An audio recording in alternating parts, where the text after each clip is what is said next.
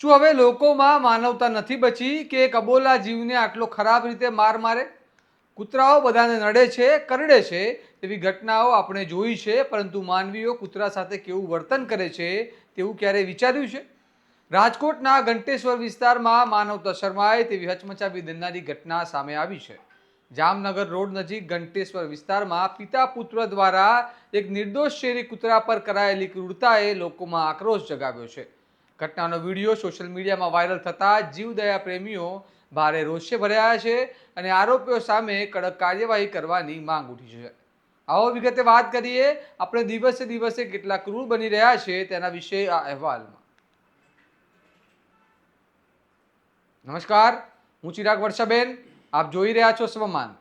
રાજકોટના ઘંટેશ્વર નજીક આવેલી કલ્યાણ સોસાયટીમાં રહેતા ક્રિનાબેન પરમાર શેરી કૂતરાને ખોરાક આપતા હોવાથી કૂતરો તેમના ઘર નજીક રહેતો હતો.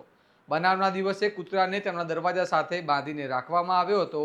ત્યારે સોસાયટીમાં જ રહેતા મહેન્દ્રસિંહ જાડેજા અને તેમના પુત્ર અભિરાજસિંહ જાડેજા લાકડીઓ લઈને આવ્યા અને કૂતરા પર તૂટી પડ્યા.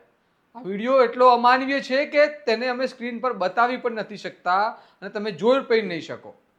કૂતરો અસહ્ય પીડાથી કણસતો રહ્યો, છતાં આરોપીઓએ દયા રાખી નહીં અને સતત લાકડીના ઘા મારતા રહ્યા. પ્રાથમિક માહિતી મુજબ કૂતરાને મલ્ટિપલ ફ્રેક્ચર થયા છે અને હાલ તે અસહ્ય દુખાવો સહન કરી રહ્યો છે. ઘટના બાદ સ્થાનિકો અને પ્રાણી પ્રેમીઓ દ્વારા કૂતરાને તાત્કાલિક હોસ્પિટલ લઈ જવામાં આવ્યો હતો અને તેની સારવાર હાથ ધરાઈ હતી. આ દ્રશ્ય જોઈ ક્રિનાબેન કૂતરાને બચાવવા દોડી આવ્યા હતા, પરંતુ હુમલો અટકાવવા જતા આરોપીઓએ મહિલાની સાથે પણ અભદ્ર વર્તન કરીને તેમને માર માર્યો, જેમાં મહિલાને ઈજા પહોંચતા સારવાર માટે તેમને હોસ્પિટલ ખસેડવામાં આવ્યા છે. આ ઘટનાનો વિડીયો સોશિયલ મીડિયામાં વાયરલ થતાં જીવદયા પ્રેમીઓ ભારે આક્રોશ ફાટી નીકળ્યો છે અને મોટી સંખ્યામાં લોકો મુંજકા પોલીસ મથકે પહોંચ્યા અને આરોપી પિતા પુત્ર સામે કડક કાર્યવાહી કરવાની માંગ સાથે ફરિયાદ નોંધાવવાની તજવીજ હાથ ધરી છે. કાયદાકીય રીતે જોવામાં આવે તો આ ઘટના ગંભીર ગુનો છે. Prevention of cruelty to animals act 1960ની કલમ 11 મુજબ કોઈ પણ વ્યક્તિ પ્રાણીને પીડા આપે, મારે કે ક્રૂરતા કરે તો તેને સજા થઈ શકે છે. ઉપરાંત ભારતીય ન્યાય સંહિતા BNS 2023ની કલમ 325 હેઠળ કોઈ પણ પ્રાણીને મારવા, ઝેર આપવા, અપંગ બનાવવા કે નકામું કરવા માટે 5 વર્ષ સુધીની કેદ અથવા દંડની જોગવાઈ છે. BNSની કલમ 325A જૂની IPCની કલમ 428 અને 429ને બદલીને આવી છે. જૂની IPCની કલમ 429 હેઠળ પણ કોઈ પણ પ્રાણીને અપંગ બનાવવા કે મારવા માટે 5 વર્ષ સુધીની સજાની જોગવાઈ હતી. અગાઉના કેસોમાં કોર્ટે સ્પષ્ટ કહ્યું છે કે પ્રાણીઓને પરેશાન કરવી, ઈજા પહોંચાડવી એ કાયદાનું ગંભીર ઉલ્લંઘન છે અને તેના માટે કડક સજા થવી જોઈએ. મહિલાને મારવાના મામલે પણ સંબંધિત હુમલા અને ઈજાની કલમો લાગુ થઈ શકે છે.